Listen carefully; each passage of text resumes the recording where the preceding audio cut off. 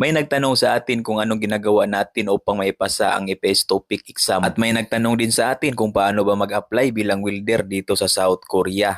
Magandang araw mga kagits. Ako nga pala si Joel, isang dating professional boxer na ngayon ay isang EPS factory worker dito sa South Korea. Ngayon, sagutin natin ang isa sa mga tanong kung anong ginagawa ko noong nag-aral pa ako ng Korean language at paano ko pinasa ang EPS TOEIC exam. Una, nag-enroll talaga ako ng Korean Language Center. Yun ay Victorious Korean Language Center sa Cebu. Oo, Victorious Korean Language Center ako galing. Nag-enroll ako ng Korean Language Center kasi di ko pa alam ang proseso noon.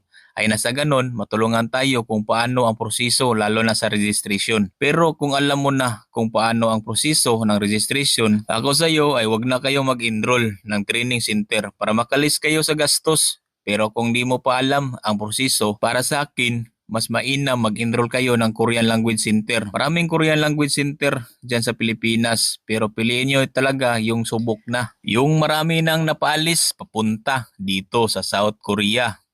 Noong pagkatapos ng klase ko sa Korean Language Center, ang ginagawa ko, noong natuto na ako sa mga letter at words ng Korean, nag-self-study ako, more on vocabulary, at nanonood ako sa YouTube. Nanood ako kung paano ipasa ang EPS TOEIC exam. Bawat mga words ng Korean na di ko alam, tinatranslate ko sa Google. Kailangan talaga marami kang baon ng Korean vocabulary dahil di basta-basta ang exam.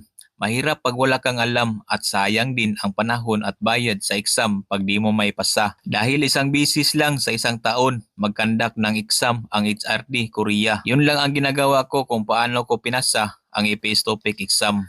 At dito naman tayo sa pangalawang tanong, paano ba mag-apply ng welder dito sa South Korea?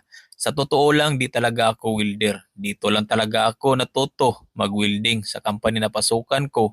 Kasi kailangan talaga matuto mag-welding dahil boiler ang product namin. Oo, paggawaan ng boiler ang napasukan kong company dito sa South Korea.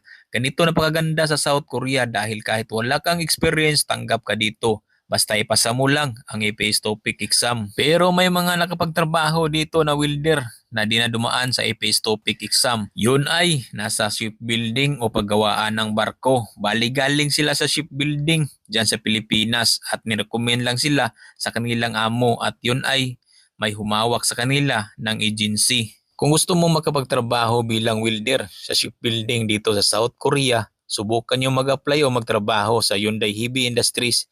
Yun ay Korean shipbuilding dyan sa Pilipinas. Yun ang isa sa mga proseso upang makapagtrabaho bilang welder dito sa South Korea.